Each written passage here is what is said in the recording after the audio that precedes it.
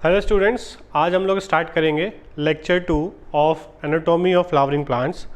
सो lecture 1 में हम लोगों ने टिश्यूज़ के बारे में पढ़ा था, ठीक है, जिसमें हम लोगों ने मेरिस्टेमेटिक टिश्यू कंप्लीट किया था और परमानेंट टिश्यू में हम लोगों ने simple permanent tissue sclerenchyma, collenchyma, parenchyma ये कंप्लीट कर लिए थे। अब हम लोग आगे बढ़ते हैं इसमें। अब हम लोग चलते हैं परमानेंट टिश्यूज़ में, जो सेकेंड कैटेगरी थी कॉम्प्लेक्स परमानेंट टिश्यूज। ठीक है, अगर कोई आपको पूछता है कि सिंपल परमानेंट टिश्यू और कॉम्प्लेक्स परमानेंट टिश्यू में क्या डिफरेंस है, बेसिक डिफरेंस क्या है, क्यों हम लोग उनको अलग अलग टाइप में पढ़ रहे हैं, तो आपको क्या आंसर देना है कि जो सिंपल परमानेंट टिश्यू है उसमें सारे सेल्स एक जैसे होंगे, चाहे उसमें 50 सेल है या 100 सेल है, स्क्लेरेनकाइमा, पेरेनकाइमा, गोलेनकाइमा, चाहे उसमें 50 है, 100 है, 1000 है, सारे सेल्स एक जैसे शेप के होंगे और एक जैसा फंक्शन करेंगे। ठीक है, बट कॉम्प्लेक्स में जो सेल्स हैं वो एक जैसे नहीं होंगे। ठीक है, एक जैसे नहीं होंगे और एक जैसा फंक्शन नहीं करेंगे, बट ओवरऑल मिलकर सबका एक काम होगा, एक फंक्शन होगा। ठीक है, तो इसमें हमको याद रखना है ये चीज़। They are made up of more than one type of cells and they work together as a unit. ठीक है, अलग अलग टाइप के सेल से मिलके बना है, बट सब मिलकर एक काम करते हैं। जैसे कि जाइलम में अलग अलग तरीके के सेल्स है, बट सबका एम क्या है, सब मिलके क्या करवाना चाहते हैं कि वाटर का ट्रांसपोर्ट हो। बट कोई हो सकता है एक्चुअल ट्रांसपोर्टेशन में हेल्प कर रहा हो, कोई उस जाइलम के पाइप को मैकेनिकल स्ट्रेंथ का काम कर रहा हो, कोई उनको जोड़ने का काम कर रहा हो, तो अलग अलग काम कर रहे हैं, बट अल्टीमेटली सबका गोल क्या है कि जाइलम बने, जाइलम का पाइप बने और पानी का ट्रांसपोर्ट हो। ठीक है, इसमें दो टाइप हमें पता है, परमानेंट, कॉम्प्लेक्स परमानेंट में जाइलम और फ्लोएम। एक एक करके हम इनको पढ़ते हैं। फर्स्ट जाइलम का आपको पता है कि जाइलम जो है वो वाटर और मिनरल्स का ट्रांसपोर्ट करता है।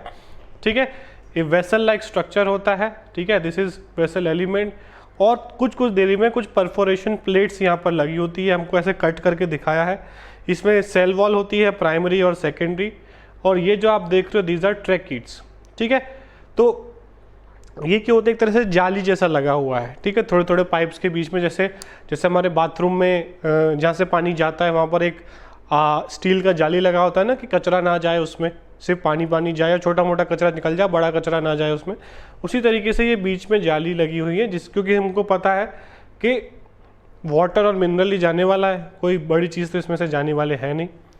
It functions as conducting tissue for water and minerals from root to the stem and leaves, xylem का function. It also provide mechanical strength to the plant parts। अब आपको देखो कि जो पाइप्स है स्टेम में, ये जाइलम के पाइप्स है, काम तो ये कर रहे हैं, बट उसके साथ साथ एक तरीके से ये मैकेनिकल सपोर्ट भी तो दे रहे हैं। जैसे हमारे घर है, बिल्डिंग है, उसमें जो आयरन के पाइप्स है, पानी के, बिजली के जो आयरन के पाइप्स है, वो उनका काम तो कुछ और है, बट वो पाइप्स के होने की वजह से एक मैकेनिकल स्ट्रेंथ भी तो मिल रहा है, एक सपोर्ट भी तो मिल रहा है हमारे घर को। ठीक है, तो मैकेनिकल स्ट्रेंथ भी ये बनाता है, बट उसका काम नहीं है, बट बस की वजह से मिल रहा है।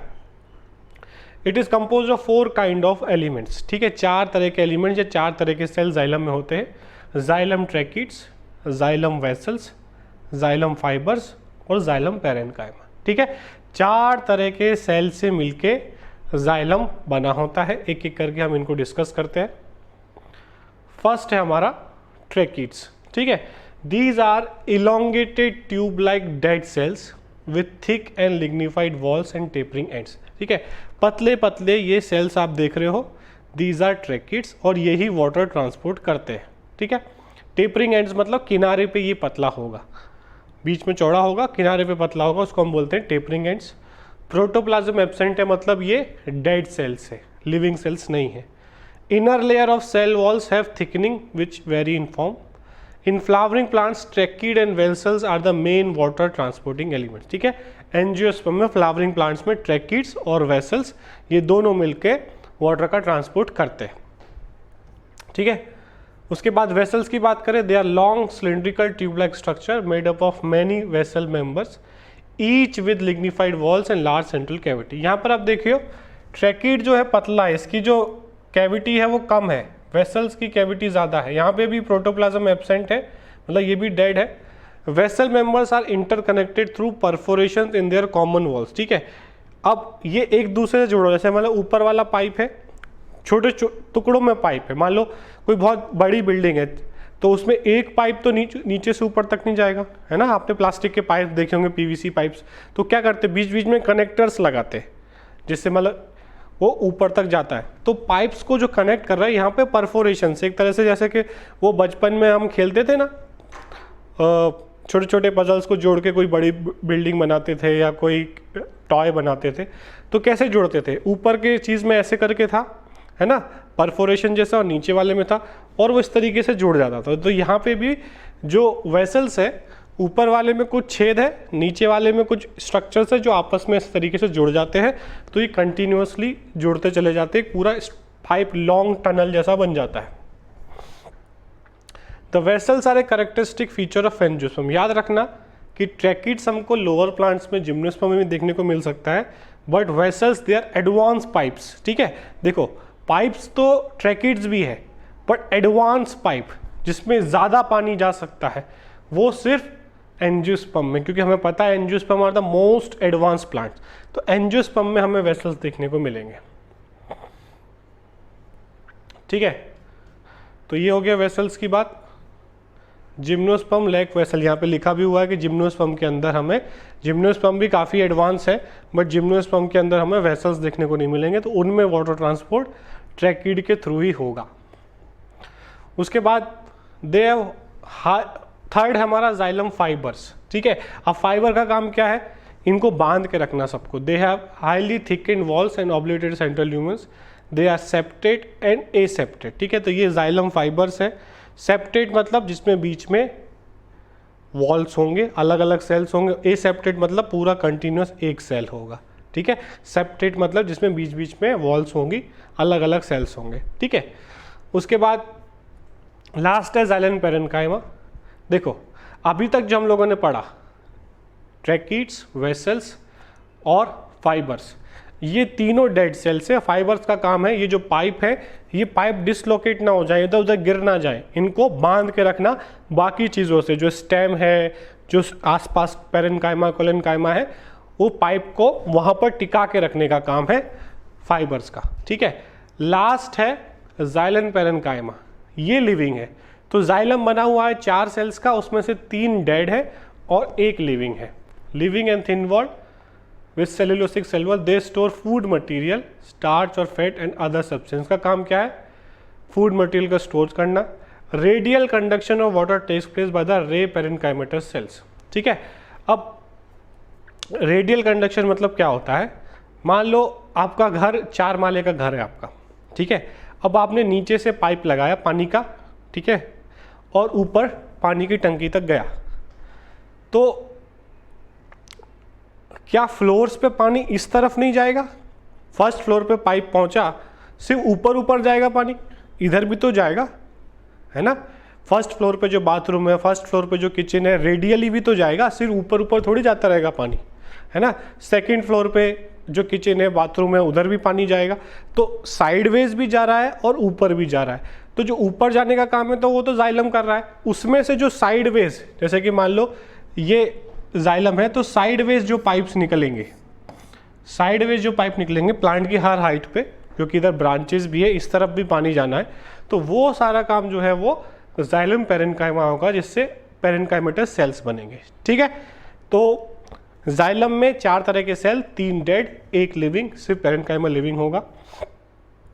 उसके बाद xylem, primary xylem is of 2 types. Protoxylem, the first form primary, सबसे पहले जो बनता है उसको हम बोलते हैं प्रोटोजाइलम, और जो बाद में बनता है उसको हम बोलते हैं मेटाजाइलम। दोनों में आप देख सकते हो, प्रोटोजाइलम छोटा है, पतला ल्यूमन है, मेटाजाइलम थोड़ा चौड़ा है, इसका ल्यूमन बड़ा है। ठीक है, उसके बाद in stem protoxylem lies towards the centre. ठीक है, स्टेम में प्रोटोजाइलम जो है वो सेंटर की तरफ होता है, and metaxylem towards the periphery. ठीक है, मेटाजाइलम जो है वो देखने को मिलेगा आपको पेरिफेरी में। हम बात कर रहे हैं किसकी, यहाँ पर स्टेम की। ये स्टेम है, ये सॉरी ये रूट का स्ट्रक्चर है। स्टेम में देखो, स्टेम में मेटाजाइलम यहाँ पर दिख रहा है आपको। ठीक है, ये सबसे बाहर का रीजन है, तो मेटाजाइलम कहाँ है, बाहर की तरफ है, और इधर की तरफ ये पित्त जो है वो सबसे अंदर वाला रीजन, और प्रोटोजाइलम पित्त की तरफ है, मेटाजाइलम ऊपर की तरफ है, मतलब मेटाजाइलम बाहर है, प्रोटोजाइलम उससे अंदर है। तो इस कंडीशन को हम बोलते हैं एंडार्च कंडीशन। ठीक है, इसको अच्छे से समझ लो। रूट्स के अंदर दो तरह के जाइलम है। जो सबसे पहले बनता है वो प्रोटोजाइलम, थोड़ा पतला होता है, ल्यूमेन कम होता है, मतलब पतला पाइप होता है। मेटाजाइलम जो बाद में बनता है जब प्लांट और ग्रो होता है, वो थोड़ा चौड़ा पाइप, मोटा पाइप होता है। ठीक है, इसमें जो मोटा वाला पाइप है जो बाद में बना मेटाजाइलम, वो बाहर की तरफ होगा, मतलब एपिडर्मिस की तरफ होगा। ठीक है, और प्रोटोजाइलम जो है वो अंदर की तरफ होगा, सेंटर की तरफ होगा। ठीक है, और इस कंडीशन को हम बोलते हैं एंडार्च। ठीक है, दूसरा कंडीशन रूट्स में, ये एक एंडार्च कंडीशन हमें काम देखने को मिलेगी स्टेम में। रूट्स में क्या होगा, आप देखो यहाँ पे protoxylem lies towards periphery, protoxylem जो है वो पेरीफेरी की तरफ है, और metaxylem lies toward the centre. ये देखो डायग्राम को नहीं देखना है, यहाँ पे आप देखो ये सेंटर है। ठीक है, दिस इज सेंटर, जहाँ पे पित्त होगा ना, जहाँ पित्त लिखा होगा ना वो सेंटर है। अब पित्त के पास कौन सा है, मेटाजाइलम यहाँ पर जो है वो पित्त के पास है। ठीक है, this type of arrangement is called as exarch. ठीक है, तो ये हमको याद रखना है कि प्रोटोजाइलम यहाँ पर किनारे पे होगा और मेटाजाइलम अंदर की तरफ होगा, या उल्टा होगा। तो एंडार्च का उल्टा इज एक्सार्च। ठीक है, तो एंडार्च कंडीशन हमें देखने को मिलेगी स्टेम में, और एक्सार्च कंडीशन हमें देखने को मिलेगी रूट में। ठीक है, इनके पोजीशन के ऊपर से ये कंडीशन का नाम रखा है कि मेटाजाइलम अंदर की तरफ है। ठीक है, मेटाजाइलम अंदर की तरफ है, सेंटर की तरफ है, तो कंडीशन एक्सार्च, और मेटाजाइलम बाहर की तरफ है तो कंडीशन एंडार्च। ठीक है, आगे चलते हैं इसमें हम लोग।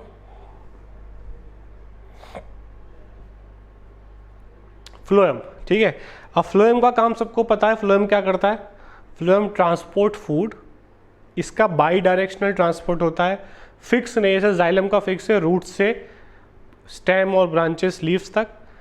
फ्लोएम का बाई डायरेक्शनल हो सकता है, किसी भी डायरेक्शन हो सकता है, सोर्स टू सिंक, जहाँ ज़रूरत है उस तरफ फूड को भेजा जाएगा। जैसे दिन के टाइम में लीव्स बना रही है तो थोड़ा बहुत खुद खा ले रही है और बाकी को रूट्स की तरफ भेज रही है डिपॉजिट करने के लिए। बट रात के टाइम पे लीव्स को भूख लगेगी, सनलाइट है नहीं, तो वो रूट्स को बोलेगी कि जो दिन में मैंने भेजा था अब वो मेरी तरफ भेजो, तो वो फ्लोएम से ही आएगा। मतलब फ्लोएम दोनों तरफ ट्रांसपोर्ट कर सकता है फूड का। ठीक है, it transport food material from leaves to other parts, ज़रूरी नहीं है, उल्टा भी हो सकता है। In angiosperm phloem is composed of sieve tube elements, companion cell, phloem parenchyma, phloem fibre. यहाँ पे भी 4 तरह के सेल्स है, जाइलम में भी 4 तरह के सेल्स थे। ठीक है, gymnosperms have albuminous cells and sieve cells, they lack sieve tube and companion cells. ठीक है, सीव ट्यूब्स और कॉम्पेनियन सेल्स ये एडवांस टाइप के फ्लोएम है जो सिर्फ एंजियोस्पर्म में पाएंगे। जिम्नोस्पर्म में हमें इनकी जगह पर पुराने टाइप के पाइप्स जिनका नाम है एल्ब्यूमिनस सेल्स या सीव सेल्स, याद रखना सीव सेल्स, ये सीव ट्यूब्स है। सीव ट्यूब्स और कॉम्पेनियन सेल्स एंजियोस्पर्म में, एडवांस प्लांट में। पुराने टाइप के पाइप का नाम क्या है, एल्ब्यूमिनस और सीव सेल। ठीक है, ये किस में देखने को मिलेगा हमें, जिम्नोस्पर्म में। अब फर्स्ट आया इसमें 4 तरह के सेल्स मैंने अभी आपको बताया, sieve tube, companion cells, phloem parenchyma और फ्लोएम फाइबर। ठीक है, पैरेन्काइमा फाइबर तो जाइलम में भी था। ठीक है,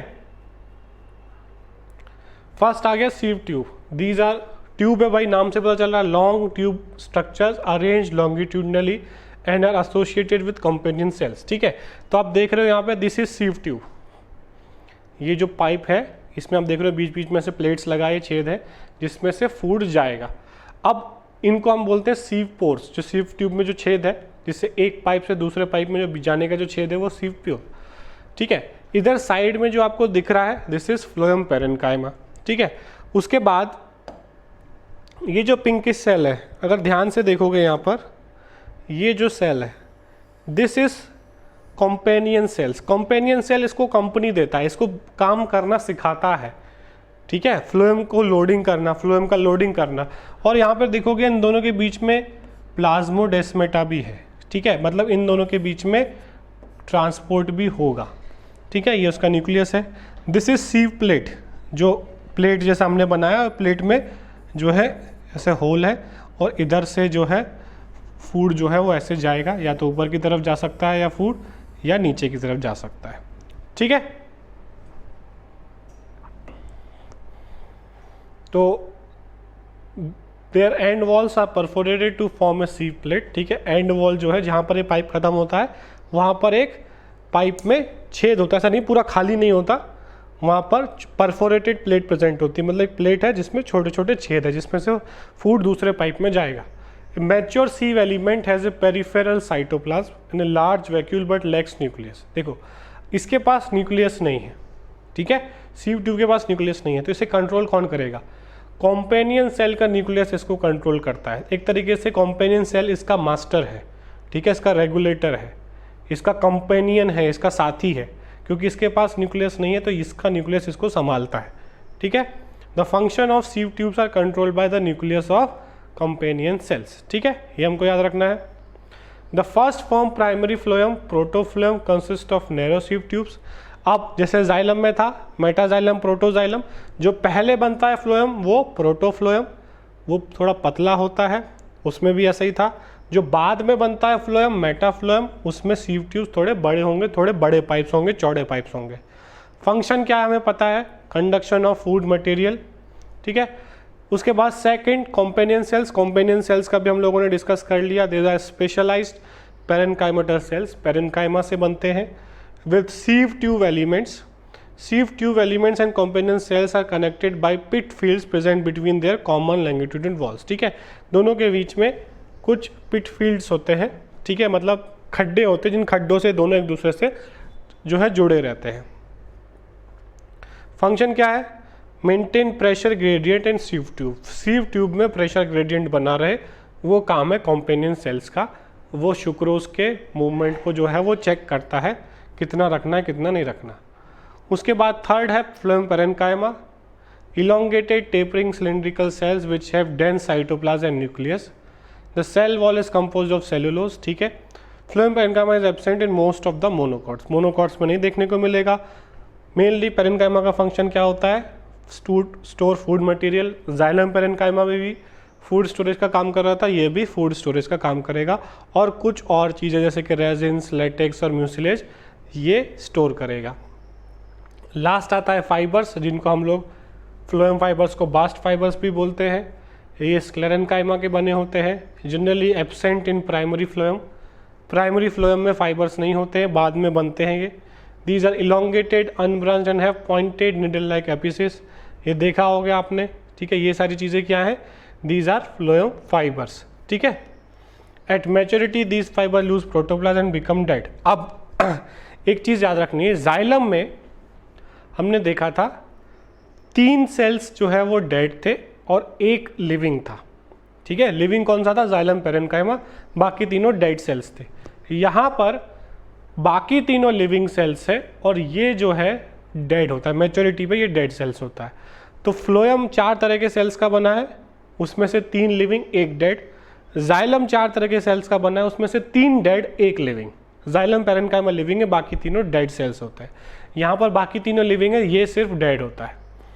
ठीक है, जूट बनाता है, फ्लेक्स बनाता है, हेम्प बनाता है, जो हम लोग चीज़ें बनाने में, बैग्स बनाने में, सब्जियाँ जिसमें भरते हैं जिसको बोरी बोलते हैं, है ना, वो जो है वो सब ये फाइबर्स का बना होता है। मैकेनिकल सपोर्ट और protection to soft tissue, mainly इसका काम है फ्लोएम को मैकेनिकल सपोर्ट देना, सीव ट्यूब को, कॉम्पेनियन सेल्स को उसी जगह पर रखना है। जैसे उसका काम था जाइलम फाइबर का, बांध के रखना जाइलम ट्यूब को, उसी तरीके से ये इसका है। ठीक है, तो एक बार फिर से हम लोग देख लेते हैं हम लोगों ने क्या क्या पढ़ना था। प्लांट टिश्यूज़ में हम लोगों ने मेरिस्टेमेटिक पढ़ा। ठीक है, मेरिस्टेमेटिक में हम लोगों ने ये तीनों कंप्लीट करे। ठीक है, उसके बाद एपिकल मेरिस्टेम में हम लोगों ने रूट एपिकल पढ़ा, शूट एपिकल पढ़ा। सिंपल में हम लोगों ने पेरेन्काइमा कंप्लीट कर लिया, कोलेन्काइमा कंप्लीट कर लिया और स्क्लेरेन्काइमा कंप्लीट कर लिया। कॉम्प्लेक्स टिश्यूज़ में हम लोगों ने जाइलम भी कर लिया और अभी फ्लोएम भी कंप्लीट हो गया। तो जितने भी प्लांट टिश्यूज़ होते हैं वो हमारे यहाँ पर इस सेकंड लेक्चर में कंप्लीट हो गए। अब हम लोग टिश्यू सिस्टम की तरफ जाएंगे। ठीक है, तो ये यहाँ पर हम इस लेक्चर को एंड करते हैं। अब नेक्स्ट लेक्चर से हम लोग टिश्यू सिस्टम के बारे में पढ़ेंगे। 3 तरह के टिश्यू सिस्टम होते हैं।